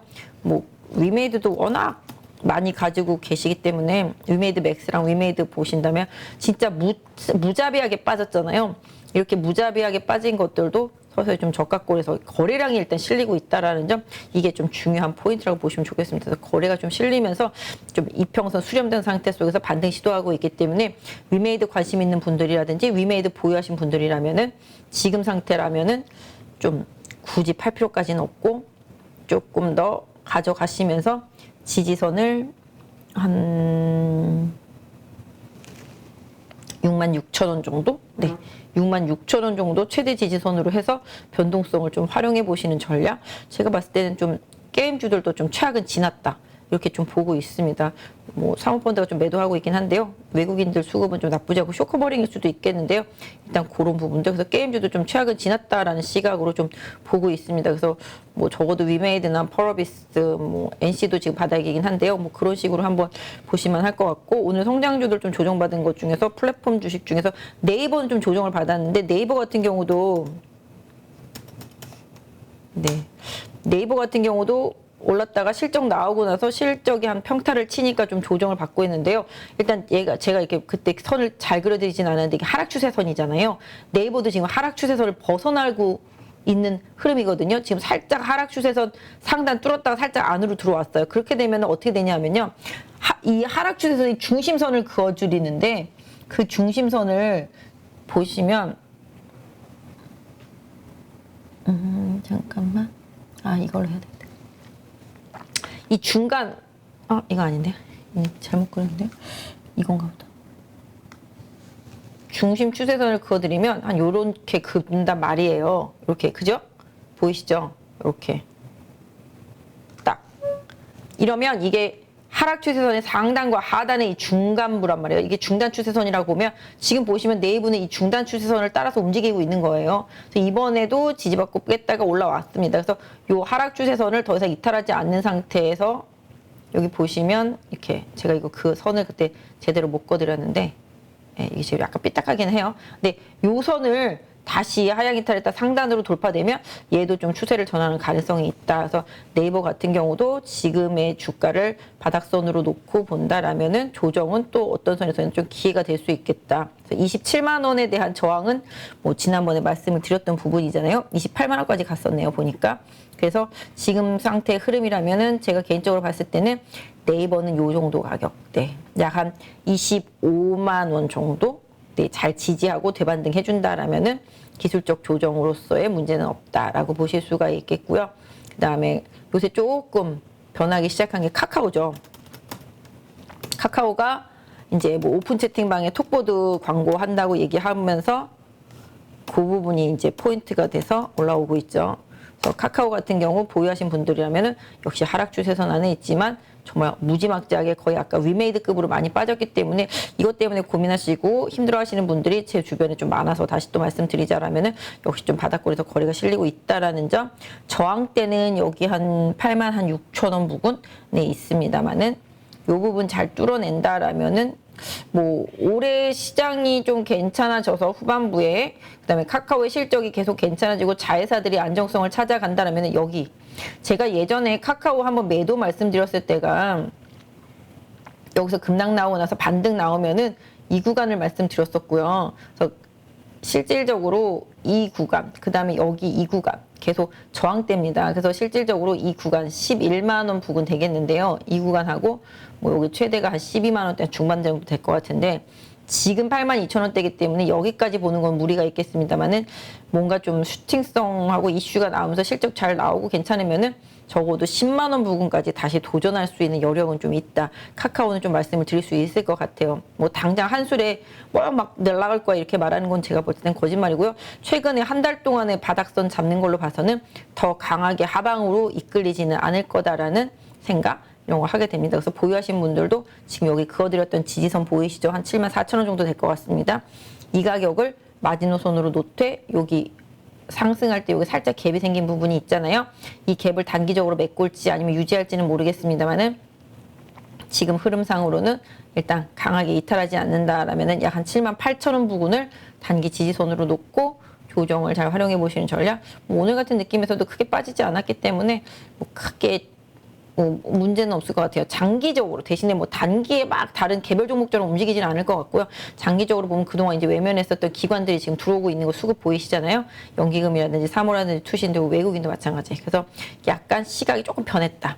그래서 약간 플랫폼 섹터주들이 안정적인 수익을 보여줄 것에 대한 기대치 이런 부분들에 대해서 시장은 조금 보고 있다라는 거죠. 그러니까 그 성장주들 금리 인상에 민감한 성장주들 뭐 바이오 섹터주들도 최근에 이슈로 많이 올라오고 있는 것처럼 실질적으로 성장주들을 디스카운트 해주는 부분들이 이번 금리 인상을 하고 나면은 좀 줄어들 거다라고 보고 있습니다. 그래서 금리가 어느 정도 크게 오르면서 한계점을 보여줬기 때문에 시장이 더 이상 금리를 너무 두려워하거나 민감해하지 않는다. 왜냐하면 이미 다 때려 맞았으니까. 그렇기 때문에 오히려 이번 금리 인상을 하고 나면 시장은 오히려 조금 성장주한테 점수를 줄 수가 있을 것이다. 기술주들한테 점수를 줄 수가 있을 것이다 라고 보고 있습니다. 그래서 게임이나 뭐 바이오나 뭐 엔터나 뭐 플랫폼이나 컨텐츠나 뭐 이런 섹터주들 그런 부분들이 뭐 시장에서 그닥 나쁘지 않게 이제 인정을 받을 수가 있겠고 실질적으로 경기 침체에 들어가지 않고 실적들이 좋아진다라면은 다른 경기 민감주들도 최악에서 회복하는 흐름도 있겠습니다만은 궁극적으로 지금 3분기는 기업들 실적이 조금 부담스럽거든요. 그동안 좀 물가가 많이 올랐었기 때문에 원자재가 올랐었기 때문에 그래서 3분기 실적 발표할 때가 좀 미묘하게 실적 이슈가 좀 종목들한테 영향을 많이 줄 수 있습니다. 그래서 기본적으로 원자재의 영향을 안 받고 실적을 잘 안 보는 종목들 이런 종목들이 지금 많이 빠진 성장주 기술주 섹터주들이기 때문에 오히려 이번 금리 인상 이후에 그 종목들을 다시 또 시장의 3분기 실적 발표할 때로 가면은 또 선호도가 올라갈 수 있기 때문에 그 부분을 좀 미리 말씀을 드리는 거니까 이 부분 좀 참고해 보시면 좋겠다. 그리고 또 여러분들 좀 많이 관심 갖고 있는 종목 중에서 뭐가 있을까요? 많이 빠진 종목들. SK 이노베이션이죠. 예, SK 이노베이션 오늘 좀 많이 올라오더라고요. 오늘 에쏘에도 많이 올랐죠. 에이, 타자를 왜 이렇게 못 치는 거죠? 네. 이 종목도 아직은 하락 추세선 안에 있습니다. 하락 추세선을 완벽하게 벗어나지는 못했지만 일단은 오늘 뭐 SOL이나 뭐 그러니까 오늘은 다 에너지랑 관련된 거 많이 오른 것 같아요. 그리고 이노베이션 같은 경우도 이제 SK온 통해서 또 이제 미국 시장에서 계속 진출하는 부분들이 있고, 그러다 보니까 아까 말씀드렸던 대로 PNT, 그다음에 뭐 신흥 SCC 뭐 이런 부분들 하고, 최근에 이제 장비주들 많이 올랐잖아요. 2차 전지 장비주들. 그다음에 최악으로 빠졌던 솔루스 첨단 소재. 이것도 유럽에서 전기료 너무 많이 들어가가지고서 수익이 안 나면서 많이 급락했었는데, 솔루스 첨단 소재가 또 캐나다 쪽에다가 공장 지을 예정이고, 이런 부분들이 좀 받아들여지면서 북미향 쪽 관련되어 있으면서 최근에 좀 반등을 하고 있는 상태거든요. 그렇다시피 뭐 SK이노베이션, SDI, 그다음에 LG화학, LG 에너지 솔루션, 뭐 이런 2차 전지류들, 뭐 셀류들 하고 소재류들, 포스코 케미칼, LG화학, 요런 소재류들, 요런 것들이 시장을 계속 주도적으로 뭐 미국의 정책에 맞춰서 가고 있는지 앞으로 갈 건지를 좀 더 봐야 되는데, 개인적으로 봤을 때 요번에 요번에 에코프로비엠이 뭐 매각 이슈 때문에 좀 흔들리는 부분들, 그런 부분들 고려해서 본다라면 배터리 쪽에서, 소재 쪽에서는 거의 LG화학하고 포스코 케미칼 위주로 좀 대형주단에서 좀 봐주셨으면 좋겠습니다. 포스코 케미칼 지금 최근에 추세가 상당히 좋거든요. 여긴 대기업에서 빡빡 밀어줄 수 있는 기업이에요. 에코프로 비행 같은 경우는 증설을 뭐 7조가량을 해야 되는데 돈 어디서 땡겨올지 지금 고민인 거잖아요. 그러다 보니까 시장이 자꾸 매각설이 돈단 말이죠. 모기업인 뭐 에코프로에서 7조를 땡겨줄 수 있을 만한 능력이 안 된단 말이에요, 지금. 그렇기 때문에 이렇게 되면 나중에 LNF도 또 고민에 빠질 수도 있겠습니다. 그래서 중소형사들, 일진머티리얼즈도 지금 매각을 하려고 하는 거잖아요. 그렇다시피 이런 중소형 소재업체들은 계속 투자가 들어가야 되는데 마냥 시장에서 유상증자를 때릴 수만은 없다라는 거죠. 그렇기 때문에 자꾸 매각 이슈가 불거질 수밖에 없고, 계속 돈을 댈 수 있는 기업들은 궁극적으로 대기업들 뿐이거든요. 뭐 대기업들로 인수되거나 대기업들한테 지분을 일부 팔지 않는 이상은 그렇습니다. 그렇기 때문에 지금 샀을 때는 포스코 케미칼이 약간 뭐랄까요, 기술력은 좀 떨어진다 하더라도 대기업에서 밀어주는 돈의 힘이 분명히 있는 섹터라고 보고 있습니다. 그래서 포스코 케미칼, 그다음에 LG화학은 지금 시대에 좀 잘 맞죠.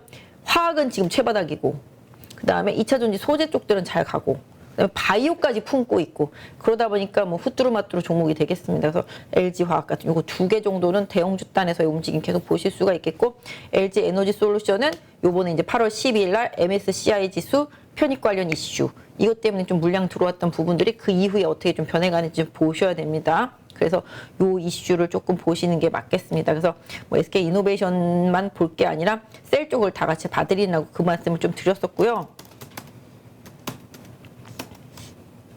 네, 지금 포스코 케미칼 같은 경우도 여기 좀 저항대까지 올라왔는데, 요거 돌파되면 다시 뭐 이 시점까지 한번 노려볼 수 있는 대응 해볼 수가 있겠죠. 그래서 기본적으로 지금 다들 저항대까지는 다 왔다. 제가 예전에 그어드렸던 신재생에너지도 그렇고 뭐 2차 전지도 그렇고 대충 다 지금 말한 것들을 뭐 아까 방산도 그렇고 미리미리 그어뒀던 저항선 때까지는 대부분 다 왔다. 이 저항대를 앞으로 어떻게 뚫는지가 관건인 거죠, 기본적으로. 그래서 이 저항대를 뚫어내면은 오히려 슈팅 갔을 때가 또 단기 차익을 해야 되는 시점이 올 수도 있기 때문에, 기본적으로 아까 방산도 그렇고, 그다음에 2차 전지라든지, 그다음에 그 외에 다른 종목들도 다 그거들은 저항대까지 지금 다가 있잖아요. 그런 종목들은 조금 시장에서 지금 주도력을 갖고 움직이긴 하지만 그 부분에 좀 맞춰서 좀 대응을 해보시라고 좀 미리 말씀을 드립니다. 그래서 이 포스코 케미칼도 여기 14만 원 부근이 저항인데요. 오늘 좀 살짝 뚫었기 때문에 좀 추가 슈팅 가면은 아까 말씀드린 대로 시장이 어디까지 갈지는 모르겠지만 기본적으로 이 저항대에 가까워지면 가까워질수록 매물이 나올 수 있다. 이 부분은 살짝 좀 염두에 두셨으면 좋겠고요. 그 다음에 소재주들 중에서 또 여러분들이 많이 갖고 계신 거 관심 있으신가 참, 후성도 최근에 좀 많이 빠졌죠. 요거 갖고 계신 분들이 참 많이 힘들 것 같아요. 후성도 이제 자회사 후성 글로벌을 이제 내년에, 또 내년 말에 상장하겠다라고 얘기했는데, 시장이 또 하여튼 물적 분할의 상장만 생각하면 다들 막 트라우마가 있는 것 같아요. 일단 팔고 보자, 막 이런 이슈인 것 같더라고요. 보니까 지난주에 많이 빠졌습니다. 그래서 후성도 지금 보시면 물론 여기에 고점이 잡혀 있는데, 여기가 이제 모든 사람들이 생각하는 지지선이잖아요, 대체로. 그게 깨진 상태가 되겠습니다. 그래서 이제 직전 저점까지도 지금 살짝 깬 상태가 되겠죠. 그래서 요 가격까지 살짝 깬 상태가 돼서 어디서 반등할지는 모르겠는데, 후성 같은 경우도 제가 봤을 때는 뭐라 그럴까요, 자회사가 전체 실적에서 차지하는 비중이 한 15% 정도인 것 같아요. 그래서 후성도 계속 투자를 해야 되기 때문에 그 후성 글로벌을 상장시켜서 뭐 돈을 땡겨서 계속 2차 전지와 관련되어 있는 쪽들을 계속 투자를 하려고 하는 것들이잖아요. 근데 그 후성 글로벌이 이제 해외 쪽, 특히 뭐 유럽이라든지 이런 쪽에서 반도체라든지 뭐 2차 전지 쪽 이런 쪽들에 대한 부분을 하는 중간 지주사 역할을 하기 때문에 시장에서 반응이 나왔는데 이미 이 회사는 지금 물적 분할을 하겠다는 게 아니라 이미 작년에 봄에 물적 분할을 해놓은 상태였었거든요. 그래서 자회사로 됐고 있는 건데 상장을 하겠다. 참 웃기지 않나요? 에코프로 BM을 매각설이 도니까 오히려 에코프로는 급등을 하고 앉아있는데 후성은 자회사를 상장할 것 같으니까 급락을 하고 있으니까 시장이 어떻게 이렇게 반응을 하지? 싶더라고요. 저는 봤을 때.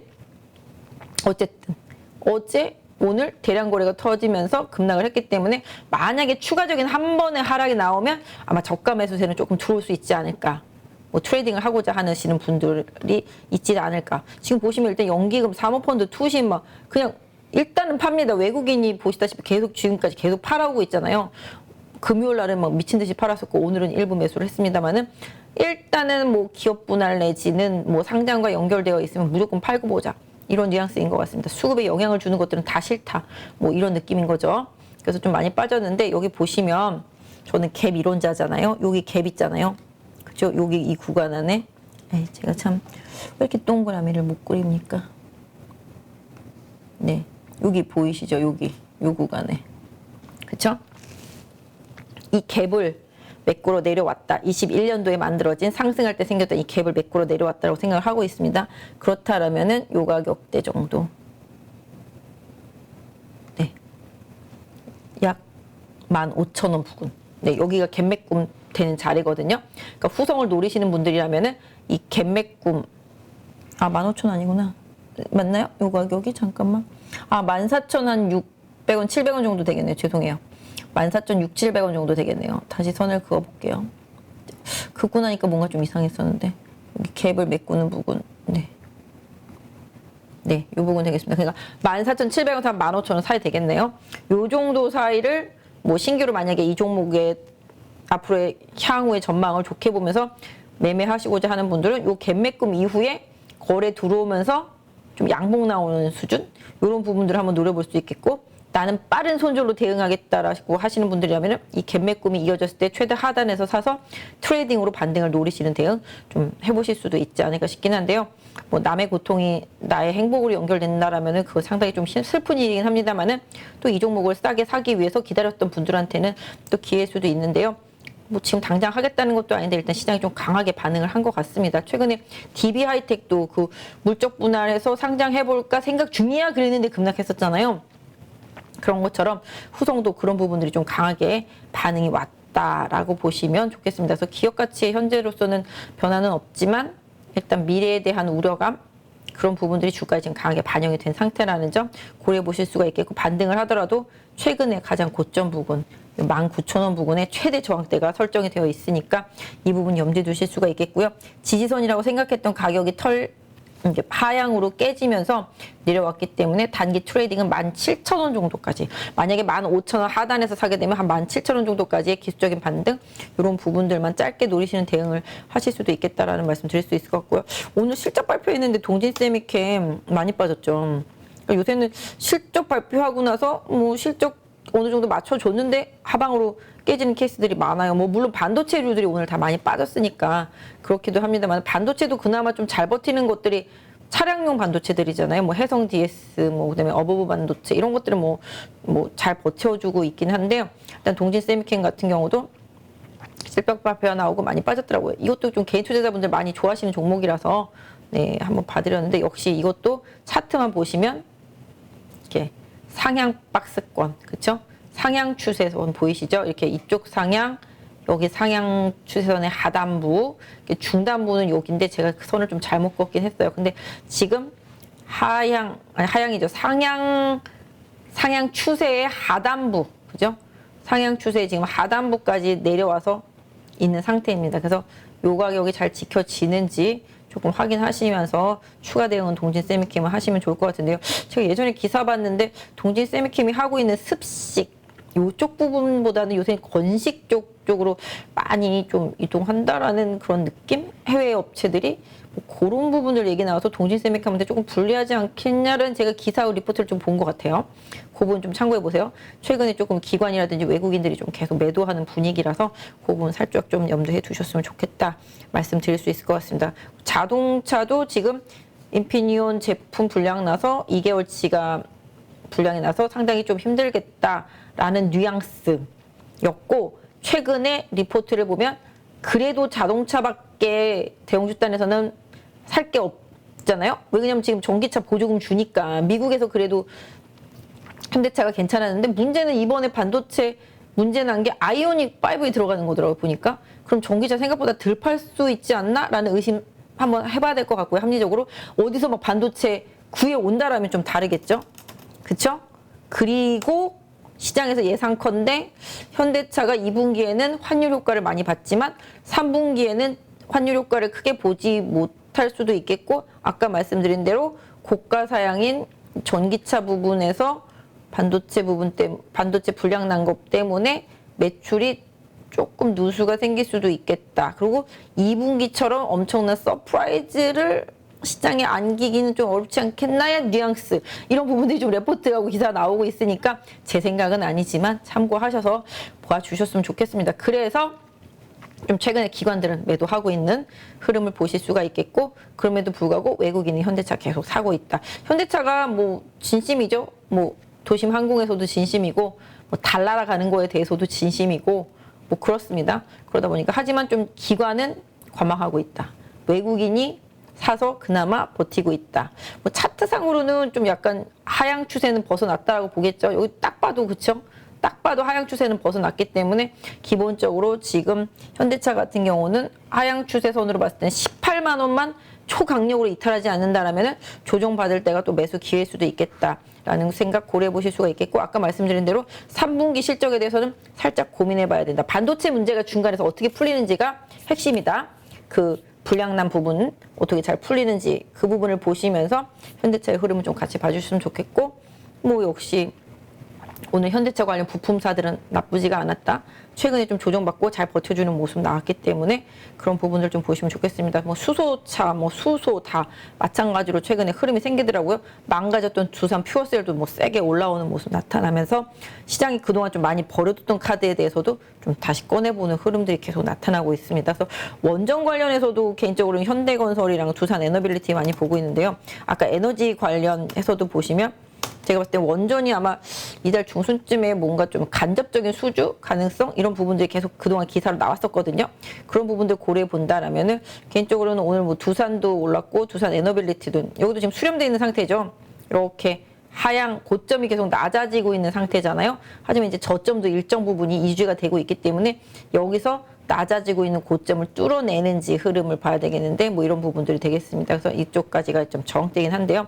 일단 두산 에너빌리티도 이때 이후에 거래가 줄긴 했습니다만은 뭐 원전과 고려해서 본다라면은 뭐 흐름상 에너지 정책상 나쁠 건 없지 않겠냐. 최근에 또 외국인이 한 이틀 정도 사고 연기금도 사주고 투신권도 사주고 있기 때문에 한번 보유하신 분들은 조금 더 유지해 보시는 전략. 신규 매수를 노리시는 분들이라면은 뭐 지금 흐름상으로 봤을 때는 한 18,700원? 네, 요 정도 짧게 깨지 않은 선에서의 조정을 활용해 보시고 이탈하면 빠르게 손절해서 다시 기다리는 전략 한번 두산 에너빌리티는 써보실 수 있지 않을까. 뭐 일단 흐름은 약간 우상향 쪽으로 이동하면서 다시 또 한 21,000원대까지 한번 움직임 한번 노려보는 전략 좀 써볼 수 있지 않을까 싶습니다. 그래서 아까 엔터게임까지 다 말씀을 드렸고, 음식료도 농심 오늘 많이 올랐죠.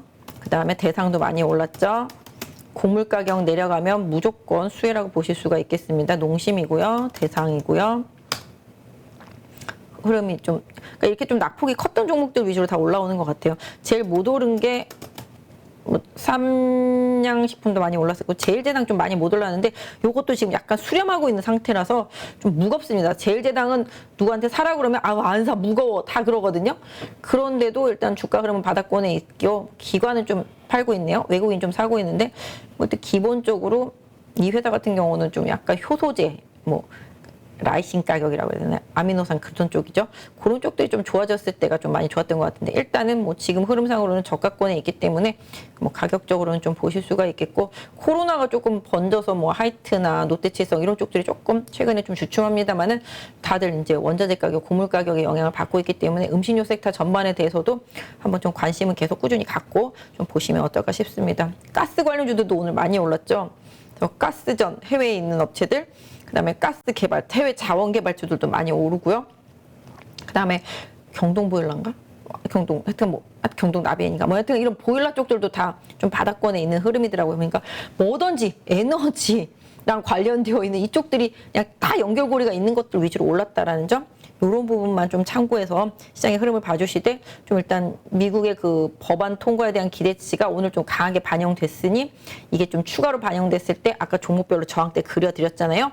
그런 저항대 좀 잘 염두에서 두시면 대응하시는데 좀 편하실 것 같습니다. 그래서 지금은 시장이 좀 순환매 장세다라는 점, 그 다음에 이번 주 어느 정도 방향성 나와서 피크가 될지 여부 조금 확인하는 구간 좀 된다라는 점 염두에 두시고요. 제가 그래도 시장에서 개인 투자자분들이 많이 매매하는 종목, 많이 물려있는 종목 위주로 조금 봐드리려고 좀 노력을 했어요. 그래서 이런 종목들 보유하고 계신 분들 좀 참고해 보시면 좀 도움이 되지 않겠나 싶고요. 아까 말씀드린 대로 그런 기술주, 성장주, 뭐 바이오도 마찬가지가 됐고 플랫폼도 마찬가지가 됐고 게임도 마찬가지가 됐고 이런 종목들도 오히려 이번 금리 인상 이후에는 조금 개선될 수 있는 사항, 금리에 대한 리스크가 좀 줄어드는 부분들 좀 생길 수 있으니까 그런 부분들도 좀 고려해서 고르게 좀 시장을 좀 보시고요. 사실은 이것저것 다 쫓아다니다 보면 하나도 못 잡을 때가 있어요. 그렇기 때문에 내가 이것저것 다 쫓아다닐 자신이 없다라면은 지금 바닥이고 앞으로 좋아질 수 있는 종목을 내가 보유하고 있다라면은 매일매일 다른 종목들 가는 걸 보면서 스트레스 받지 마시고 내 종목에 집중하는 것도 나쁘지 않은 시장이라고 생각을 하고 있습니다. 다만 중간중간에 리스크 관리는 충분히 좀 필요하겠다라는 말씀 좀 드릴 수 있을 것 같아요. 일단 오늘은 좀 짧게 하려고 했는데 또 길게 해버렸습니다. 일단은 좀 밤이 늦었죠. 좀 비도 오고 분위기도 험악하고 뭐 내일 모레까지도 계속 비가 온다고 그래요. 일단은 뭐 문 단속 잘 하시고 비에 어떤 날 보면 저도 베란다 문 열어놔서 베란다가 물바다가 된 적이 있거든요. 문도 좀 잘 창문도 잘 닫으시고요. 좀 관리 좀 잘 하시고 주무셨으면 좋겠습니다. 오늘도 너무 고생하셨고요. 제가 좀 너무 두루두루 이것저것 많이 해드리려고 하다 보니까 시장 전체 뭐 섹터랑 종목을 조금 봐드린 것 같아서 좀 아쉽긴 합니다만은 다음에는 좀 좋은 종목, 핵심적인 종목 예전처럼 이 종목 좋아요, 추세가 괜찮은 것 같아요. 좀 자신 있게 말할 수 있는 종목이 있으면 한번 갖고 와 보도록 하고요. 지금은 그런 종목이 없을 만큼 다 좀 많이 올랐고 다 바닥권에 있고 뭘 사도 괜찮다라는 생각이 들 만큼 괜찮은 흐름들이 많이 있으니까 아까 앞서서 말씀드렸던 처음부터 30분 안에 있었던 그 시황들 내용들을 좀 잘 참고하셔서 대응하셨으면 좋겠습니다. 오늘도 늦은 밤까지 고생하셨습니다. 수요일 날 뵐게요. 약 4억을 투자해서 한 1억 정도 수익이 나고 주식 선물로 해서 한 1억 정도 수익이 난 계좌입니다. 그래서 저 20년 노하우를 벤치마킹 하는 것이 고수익하는 길이라 저는 생각하고 있습니다. 네, 이번에 8.15 캠퍼스에서 정말 특별한 교육 프로그램을 준비했습니다. 많은 분들이 고민하시죠. 어디에서 사야 되는지, 그리고 얼마에 팔아야 되는지 이것을 몰라서 참 많은 돈을 잃는 경우들이 있습니다. 그리고 좋다고 생각해서 샀는데 결국 그 자리가 물리는 경우도 있고요. 그래서 우리 영상에서도 여러 번 소개해드렸던 공매도의 고수시죠. 물론 공매도뿐만이 아니라 일반 매수와 관련된 투자자로서도 상당한 수익을 얻고 계시는 분인데요. 그래서 이번에 김영옥 저자님과 함께 우리 많은 개인 투자자들이 실력을 높이고 어떤 시장 환경에서도 돈을 벌 수 있는 전천후 투자자가 될 수 있는 그러한 기회를 준비했습니다. 안녕하세요, 대표님. 네, 안녕하세요. 잠깐 말씀드렸지만 시장이 상승을 하든 그 다음에 하락을 하든 어느 쪽으로든 돈을 벌 수 있는 기술, 기법이라는 거. 네, 이거가 상당히 우리 개인 투자자들에게는 매력적인 포인트가 아닐까 생각이 돼서 이번에 정말 삼고초려해서 모셨는데요. 최근에 성적이 어떠신지 여쭤봐도 될까요? 저는 전업 투자자이기 때문에 그냥 월 단위로 손실 난 달이 거의 없다시피 합니다. 그래서 꾸준하게 수익을 내고 있습니다. 최근에 제가 공매도에 대해서 주간 동하고 대담을 했는데 거기에 그 계좌 인증을 하라 해서 제가 계좌 인증을 한 계좌가 2개가 있습니다. 그것을 자료로 첨부하겠습니다. 자, 이게 계좌 보면 하나는 CFD 계좌 약 4억을 투자해서 한 1억 정도 수익이 나고 주식 선물로 해서 한 1억 정도 수익이 난 계좌입니다. 아, 네. 그럼 2월 달에만 2억 정도의 수익을 올리셨다. 예, 대표적으로 이제 공매도 자리를 잘 잡으면은 그렇게 수익이 난다는 것을 제가 보여준 거죠. 그래서 정말 시장이 떨어지거나 혹은 상승하거나 양쪽에서 이제 돈을 벌 수 있는 그런 기법을 가지고 계시기 때문에 상당히 특별하다. 저도 그렇게 생각이 되는데요. 공매도와 일반적인 우리 주식 투자 이 양쪽을 다 같이 하는 투자를 하고 계시는 건가요? 지금 현재도? 예, 저는 지금 매수와 매도, 공매도를 다 반반 정도 합니다. 손흥민 축구 선수가 축구를 잘하는 이유가 왼발, 오른발 사용하기 때문에 축구를 잘합니다. 제가 좀 주식의 차트를 잘 보는 이유도 공매도를 오래 했기 때문에 매도 자리가 정확하게 보입니다. 왜냐하면 저는 매도 포지션을 하기 때문에. 반대로 또 매수 자리도 잘 보입니다. 결국 공매도와 매수는 제가 다음에 기회가 되면 설명하겠지만은 밀접한 연관이 있습니다. 그래서 일반 투자자들도 쉽게 배우면은 성률이 한 90% 정도 나올 수 있도록 교육을 할 수 있습니다. 공매도를 활용해서 오히려 사야 되는 자리들을 알 수 있는 거잖아요. 네, 이러한 것과 관련된 기법들은 어떤 것들이 있나요? 간단하게 4가지 기법을 저도 실제 매매를 해서 이제 검증한 기법인데 강남 나이트 기법이라고 우리 땅은 강남이 최고 좋잖아요. 차트상에서도 그런 강남 자리가 성률이 한 80%, 90% 노는 자리가 있고 신고가 자리. 네. 또 하나는 급락에서 턴, 그 다음에 윗꼬리 거래 극강 기법이라고 4가지 기법을 통해서 매수로서는 충분히 개인들이 수익을 낼 수 있습니다. 또 공매도 자리는 2군데, 저점에서 공매도 자리, 고점에서 공매도 자리 2군데만 배우더라도 충분히 개인들도 적용해서 수익을 낼 수가 있습니다. 네. 네. 그런데 많은 분들이 또 오해하실 수 있는 게 공매도에 대해서는 워낙 이미지가 안 좋기 때문에 그러니까 개인 투자자들이 희생을 그 외국인과 기관의 어떤 불공정한 공매도로 인해서 희생을 받는다라고 생각을 하는 피해의식을 가지고 있는 분들도 있거든요.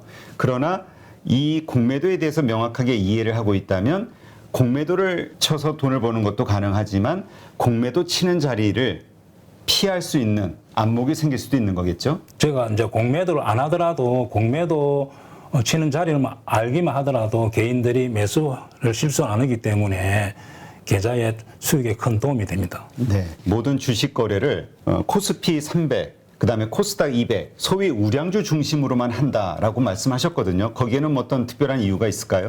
예, 제가 이제 20년 동안 전업 투자하면서 개별 종목, 이제 테마주와 잡주들을 매매하다 보니까 럭비공처럼 어떻게 튈지를 예측을 할 수가 없습니다. 그래서 운에 맡기는 매매를 많이 했다는 거죠. 네. 그래서 우리 개인 투자자들이 그런 매매를 많이 해서 어떤 경우는 수익 났다가 손실 났다가 그 결과를 알 수가 없기 때문에 손실이 많이 납니다. 따라서 우량주 위주로 하다 보면은 예측이 가능합니다. 네. 이 차트상에서 상승 차트가 보이고 하락 차트가 보인다는 거죠.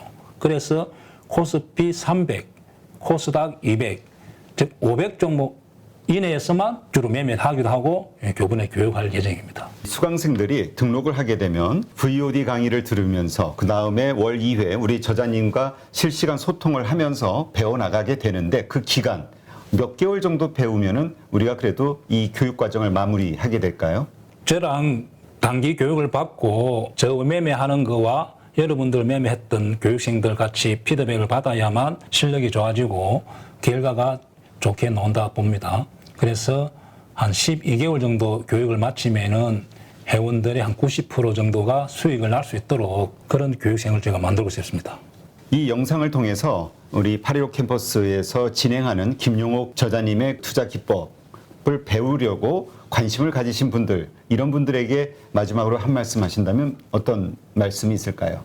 자, 주식을 어렵게 배우려고 하지 마시고 고수의 기법을 벤처마킹하는 것이 시간과 경제적으로 전략이 됩니다. 그래서 저 20년 노하우를 벤치마킹하는 것이 고수익 가는 길이라 저는 생각하고 있습니다.